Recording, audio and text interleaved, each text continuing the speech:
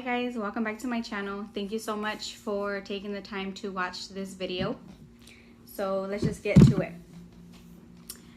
I think where we took off, I was having my OB appointments, and the last one was the 15th of January.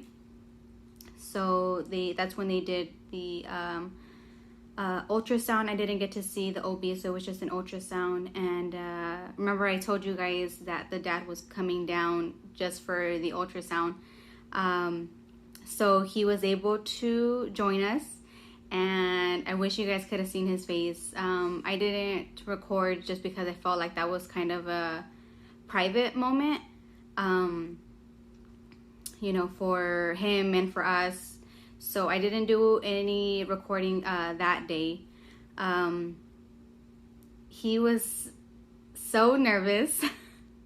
It was almost funny, and in a way I kind of felt bad, I guess, because you could just see it on his face. Like, he is so nervous and anxious about this pregnancy and these babies' arrival.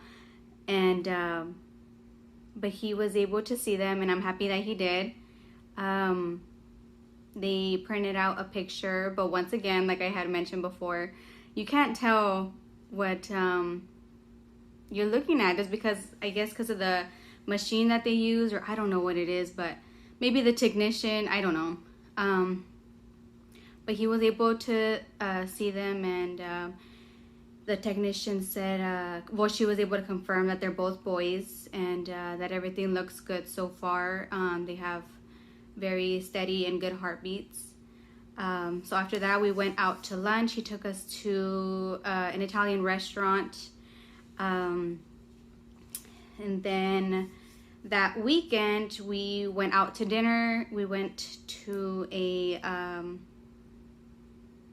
what is it? Like, it's like that place where they cook like the food in front of you, kind of like Benihana, but it wasn't. And it was delicious. I love it. I highly recommend it. So I'm glad that we were able to hang out and kind of catch up. I always like to, just because we have that language barrier, I feel like our conversations in person are very important versus messaging, because I feel like maybe he might not quite understand what I'm trying to say, or maybe take it out of context. So yeah, I just kind of updated him with how I'm feeling, how I'm doing. Fun fact, I started feeling the babies kind of squirm around I want to say 16 or 17 weeks. And because, you know, there's two of them, I'm sure it's more crowded in there. And it's just a very interesting feeling from a single pregnancy. And it always catches me off guard. And I'm feeling good. Nothing really. I am 20 weeks, so I believe that's 5 months. And they just feel heavy. They feel so heavy. Like, I find myself not being able to stand for so long. Like, let's say I'm at the store and there's like a long line at the checkout. Like, after a certain point, it just becomes too much, and I start to feel pressure. And so there's that. And then I'm out of breath. If I sound out of breath, that's why. I just feel like I'm constantly huffing and puffing. And maybe it's because everybody keeps telling me that I'm so little. Like, they just can't believe that I am carrying twins. And because I'm only 5 feet, and I was 111 pounds. I am finally gaining weight. I think I am up to 116 right now. So maybe that could be why they just feel so heavy to me. I don't know. But I'm nervous to see what these next few weeks and next few months has in store for me. Like body wise, I am excited and nervous. And he has been so sweet. He tells me all the time, he's like, if you need help around the house, if you need a babysitter, like if you need transportation, like whatever it is that you need, don't hesitate to tell me. Like, I can get it taken care of for you. He's so sweet. So, excuse me. So, the day of the ultrasound, they did, you know, they check your vitals, like your blood pressure and your weight and stuff like that. And then they did the second screening, which they do blood work, you know, for when they test for like Down syndrome or any birth defects or something like that. So they also did that. And in February 3rd, I got a call, and you know, I thought they were, I don't know what they were calling for, to be honest, but I just knew. Like I said, you know, I always expect something to go wrong, and maybe I'm just bringing that on myself, or I don't know. But I received that call, and I was very hesitant to answer it, but I knew that at some point I was going to hear what they had to say, you know, whether it be they call again or they left a voicemail.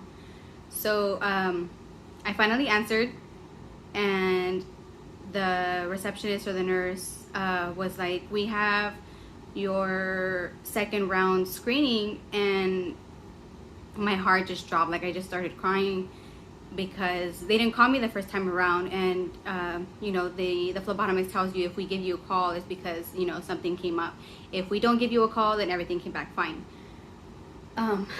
So I just started crying, and she said, we need you to come in because something came up and we need to discuss it. So I left right away. The office is just right around the corner from where I live. And she said, when I got there, I spoke to I don't know what she is. She's like a counselor, or I don't know what she does, but it wasn't the doctor that I spoke to, my OB. She said, you tested positive for NDT, which is neural tube defect. She said, because, you know, they have different scoring ranges from single to twins to triplets, you know, stuff like that. She said, so you went over the limit that you're supposed to be in for twins. She said, so there is a possibility that one or both of the babies could be born with a defect.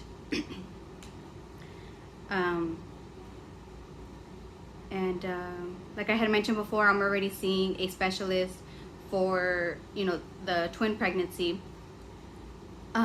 She said, so they're gonna do a detailed anatomy scan or ultrasound to see if they can figure out, you know, why you tested positive. And there's different defects that they are able to see from an ultrasound, whether it be you know, the spine not closing properly, and there's another one with their abdomen not closing properly, and I think there's a couple more. So she said they'll be able to hopefully see why you tested positive and just, you know, go from there. They didn't have my appointment out till February 1st, and so the day that I went in for that to discuss the results, I told her, you know, is there any way that we can push this forward, you know, because the sooner the better, so that we can just figure out a plan. And so they were able to get me in sooner. I was actually I went to the appointment on the 28th of January. So a few days earlier. If I'm looking down, it's because I'm reading my notes. Of course, I have to write everything down so that I don't forget, because then I just start talking and then I forget what the point even was. So the first thing, I saw 2 doctors that day. I saw a geneticist, and she went over, you know, the possibilities of defects and risks and stuff like that. So she said, right off the bat, because you have twins, you're at a higher risk, of course.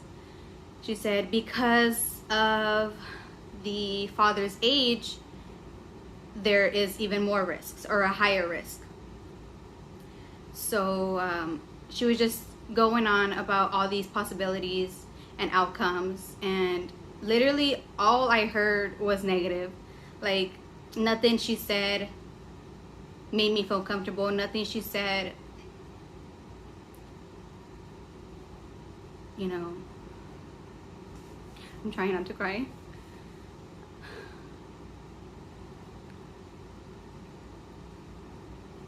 Basically, at any point, like, something could go wrong. She said, you are most likely going to end up having a C-section, which I am very bummed out about, because I was set on having a natural birth. You know, at the end of the day, as long as the babies come out healthy is all that matters. So there was that.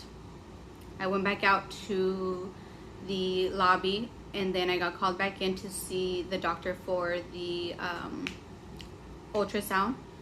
And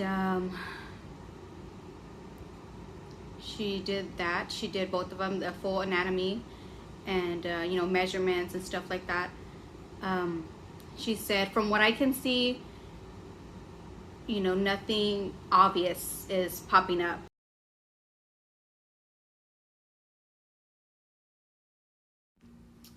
I'm sorry, my phone cut off for some reason.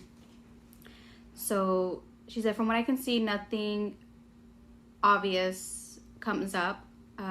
Everything looks normal from what I can see. She said, one thing that I do notice is that one of the babies is measuring a week behind. So they are a week apart. And she said, I'm trying to think of how she said it. But she said either the placenta for the baby that is smaller is not working properly, and that's why he is smaller, like he's not getting the proper nutrients, or I forgot what the other reason was, but she gave me another one, and she said that could be why you tested positive, or why your test came back positive. I'm trying to think of what it was. I don't remember, but if I do, I will update you guys on that. She said,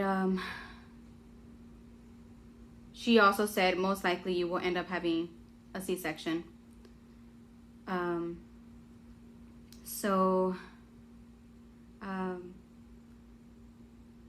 They said only way to, or another way to see why you tested positive would be to have a amniocentesis, I believe it's called. And that is when they stick a needle in your abdomen into the sac to get the fluid. And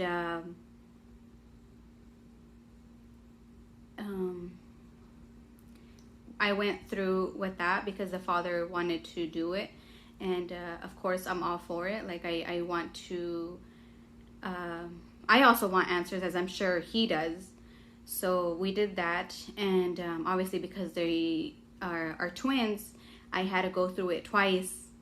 And if you guys are not sure what that is, I suggest you look it up on YouTube. And so they did that, and I was so nervous because I already knew going into my appointment that it might be a possibility of being done. And so I automatically started doing, research and watching videos. And so I was nervous because everybody that had gone through it kept saying about how painful it was. And so I was scared. My anxiety was just through the roof. So they did it twice, once for each. And they pulled out 2 big tubes of the fluid. And I wouldn't say, of course, everybody has a different pain tolerance. But for me personally, I would not say that it was painful. It was extremely uncomfortable, but not painful from my experience. So now I have to wait 1 to 2 weeks to get the results from that. And I'm hoping that brings us closer to figuring out why my test came back positive. And then on the 17th of February, I have an echo ultrasound, and they are going to be taking a closer look at the baby's hearts, just to make sure that they are, developing properly and that they have a good heart rate. And then on the 25th of February, I will go back to have another ultrasound done just to see how they're growing, from that time frame. And these 2 are being done at the hospital. So because I'm seeing a specialist, I have my regular OB appointments, and then I have appointments at the hospital. So they are being monitored really well. I wish it was more often. Like if it was me, I'd be going in every week.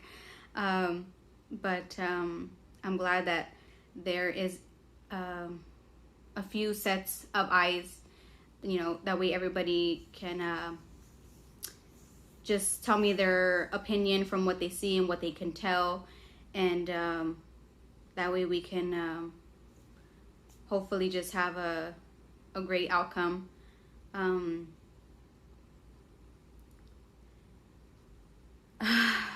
I don't like to think about these appointments and results that I get, or things like that, just because I would just not be in a good place mentally and emotionally. And so like whatever happens on that day of like appointments, or when I get results or stuff like that, like I try to just take it in and be done with it by the end of the day. That way the next day I am starting off fresh and just kind of reset, if that makes sense. But I just feel like I cannot catch a break. Like after, the miscarriage from the first transfer, I was happy that I was able to get past my first trimester with this pregnancy. And besides, obviously the morning sickness and the other symptoms that happen in the beginning of the pregnancy, like I was happy that I even was able to get through that. And so, like I had mentioned before, I thought it was just pretty much smooth sailing from there, and everything was just going to pretty much just go on like a regular pregnancy would. And it just seems like something is always coming up. And so it's been very tough. This pregnancy, this journey has been very hard on me. And so again, I just want to emphasize for those of you that are on this journey or thinking about going on this journey, that it's something you really, really need to think about. And so, you know, there's a lot that goes into this. And maybe it's just me. I don't know. I've never seen, now that I think about it, I've never seen any other surrogacy videos. So I don't know what other people's journeys have been like. And but from my experience, what I've been going through, it's just been tough. And I don't regret it. I hope it doesn't come off that way. I am so grateful to be doing what I'm doing. And this is a learning experience for me. And you know, I just urge you to do your research, to really think about it, to maybe I'm just an emotional person. I don't know. Maybe that's why everything is affecting me so much. But I am not attached to the babies. Like, I don't think of these babies as my own, because I know at the end of the day they are going to go to the parents, and that's not even the reason why I signed up for, like, to try and keep them at the end, you know. It's just whether them being mine or not is really besides the point. Like, this is a living, breathing person, and I guess that's why it just affects me so much, because it's life, you know. And it's just so delicate. And any life lost to me is just a tragedy. And I just hope that they are doing okay. And